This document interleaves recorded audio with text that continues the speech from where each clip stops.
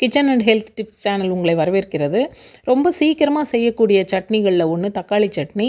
இதை வந்து பேச்சுலர்ஸு அப்புறம் வந்து வெளியூரில் போய் தனியாக சமைச்சு சாப்பிட்றவங்க எல்லாருமே வந்து ரொம்ப வேகமாக செஞ்சு சாப்பிட்ணும் அப்படின்னு நினச்சாக்கா இந்த சட்னியை செஞ்சு சாப்பிட்லாம். இதுக்கு என்னென்ன தேவை அப்படிங்கிறது, ஒரு ஆளுக்கு மட்டும் செய்யணுன்னா ஒரு 2 பழம் அல்லது 3 பழம் போதும். 2-3 பேருக்குன்னா அதுக்கு தகுந்த மாதிரி நீங்கள் தக்காளி பழத்தை எடுத்துக்கலாம். கொஞ்சமாக ஒரு 2 ஸ்பூன் உளுத்தம்பருப்பு, 1 ஸ்பூன் கடலைப்பருப்பு, ஒரு 4 மிளகு, கொஞ்சமாக சீரகம், அந்த 4 மிளகு அளவுக்கு சீரகம், ஒரு சின்ன துண்டு இஞ்சி, 4-5 பல்லு பூண்டு, இதெல்லாம் வந்து எடுத்து வச்சுக்கோங்க. கொஞ்சமாக மஞ்சப்பொடி, கொஞ்சம் பெருங்காயத்தூள், தேவையான அளவுக்கு உப்பு, ஒரு சின்ன நகம் அளவுக்கு புளி, இதெல்லாம் எடுத்து வச்சுக்கோங்க. இதுதான் தேவையான பொருட்கள்.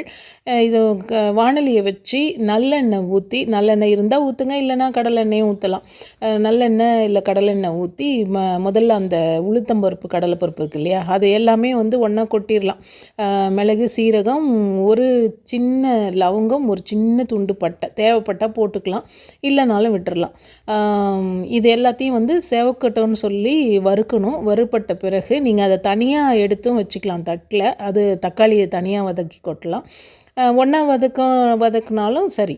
இப்போ அதுலேயே வந்து அரிஞ்ச தக்காளி பழங்களை போட்டு நல்லா வதக்கிட்டு, இதுக்கு வந்து காஞ்ச மிளகா பச்சையாக போட்டாலும் நல்லாயிருக்கும், வதக்கி போட்டாலும் நல்லாயிருக்கும். ஒரே ஒரு காஷ்மீரி மிளகா இருந்தால் ஒரே ஒரு மிளகா போடலாம்.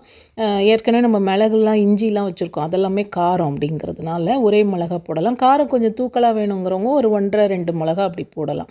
போட்டு இதெல்லாமே வதக்கி எடுத்துக்கிட்டு மிக்ஸி ஜாரு கழுவி அதில் போட்டு நல்லா அரைச்சி எடுத்துக்குங்க.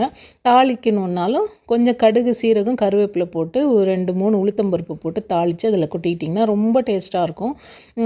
ரொம்ப வேகமாகவும் சுவையாகவும் செய்யக்கூடிய ஒரு சட்னி வந்து இந்த தக்காளி சட்னி. இது வந்து இட்லி, தோசை, இடியாப்பம், சப்பாத்தி கூட தொட்டுக்கலாம். ரொம்ப நல்லாயிருக்கும். செஞ்சு பாருங்கள், சாப்பிட்டு கமெண்ட்டை சொல்லுங்கள். சேனலை சப்ஸ்கிரைப் பண்ணுங்கள், லைக் கொடுங்க. உங்கள் கமெண்ட்ஸ் ரொம்ப முக்கியம். ஏதாவது தேவை, இந்த உணவு தேவைன்னு சொல்லி நீங்கள் கமெண்ட் பண்ணிங்கனாலும் அதை செஞ்சு காட்டுறோம். தேங்க்யூ.